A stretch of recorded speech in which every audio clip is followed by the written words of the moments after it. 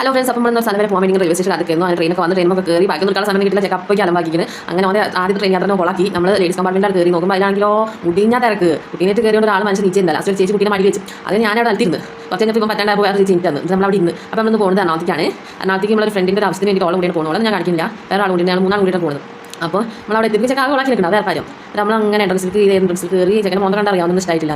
അങ്ങനെ കയറി കഴിഞ്ഞിട്ട് പിന്നെ ചെക്കൻ പോലെ ഉറങ്ങും, ഇവരെടുത്തോണ്ട് നടക്കും. അങ്ങനെ ജീവിതത്തിൽ ഞാൻ ആദ്യമായിട്ട് പോകും, പട്ടി കുടിച്ചു. അങ്ങനെ നമ്മൾ ഹൈപ്പർ മാർക്കറ്റിൻ്റെ ഉള്ളിൽ പോയി സ്വീറ്റിൻ്റെ സെക്ഷൻ മാത്രമേ പോയിട്ടുള്ളൂ. അവിടെ പോയപ്പോൾ പല ജാതി കേക്ക്, പേസ്റ്ററീസ് എന്താ മടിച്ച് അവിടെ ഉണ്ട്. നമ്മൾ എന്താ കഴിക്കുന്നത് അതൊക്കെ അവിടെ ഉണ്ട്.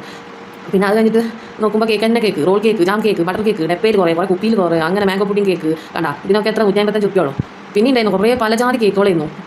അങ്ങനെ നമുക്ക് ടേസ്റ്റ് ചെയ്യാൻ തുള്ളി തരുന്ന വിചാരിച്ചാൽ ഭാഗം തന്നില്ല. ഹണി പുഡിംഗ് കേക്ക് ഉണ്ടായിരുന്നു, മാംഗോ, സ്ട്രോബെറി, നമുക്ക് ഏത് ഫ്ലേവർ വേണമെങ്കിൽ അവിടെ ഉണ്ടായിരുന്നു. പിന്നെ നമ്മൾ സാധാരണ കേക്ക് ഒക്കെ ഉണ്ടായിരുന്നു. നമ്മളത് കഴിഞ്ഞിട്ട് ഇതേപോലെ ഡോണറ്റ്സിൻ്റെ സെക്ഷൻ ഉണ്ടായിരുന്നു. പിന്നെ പലജാതി ബണ്ണ്, റസ്ക്, പല ഇടിയച്ചി എന്താ മടിച്ച് അവിടെ ഉണ്ടായിരുന്നു. ഉപ്പിലിട്ട മാങ്ങ, നെല്ലിക്ക, സ്വീറ്റ്സിൻ്റെ ഒരു ദീപാവലി സമയമായ കാരണം ഭയങ്കരമായിട്ട് സ്വീറ്റിൻ്റെ സെക്ഷനിൽ വെറൈറ്റി സാധനങ്ങളായിരുന്നു. റസ്ക് ആണെങ്കിൽ പലജാതി പല ബ്രാൻഡ്. അത് കഴിഞ്ഞ് നോക്കുമ്പോൾ ഉണ്ടല്ലോ അച്ചാറുകളാണെങ്കിലും റസ്ക്, ബിസ്ക്കറ്റ്, ടിന്ന് ബിസ്ക്കറ്റ്.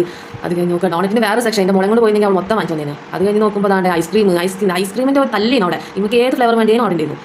അതൊക്കെ നോക്കി വളർക്കാതെ വാങ്ങാൻ കഴിയോ.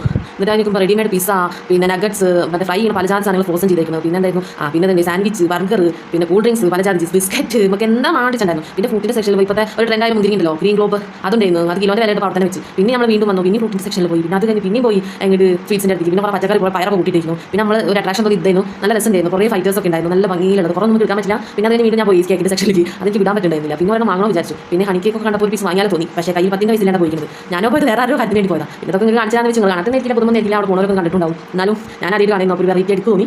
പിന്നെ അത് കഴിഞ്ഞിട്ട് അപ്പോൾ ഇവൻ അച്ഛനെ കച്ചിട്ടോ അത് പിന്നെ കാര്യം വെച്ചിട്ടാണ് ഞാൻ വീഡിയോ എടുത്തോണ്ടിരിക്കുന്നത്. അപ്പോൾ നമ്മൾ കുറച്ച് അതേപോലെ കണ്ടു നമ്മൾ പുറത്തേക്ക് ഇറങ്ങി. അപ്പോൾ വീഡിയോ സബ്സ്ക്രൈബ് ചെയ്യണം, ലൈക്ക് ചെയ്യണം, ഷെയർ ചെയ്യണം പ്ലീസ്.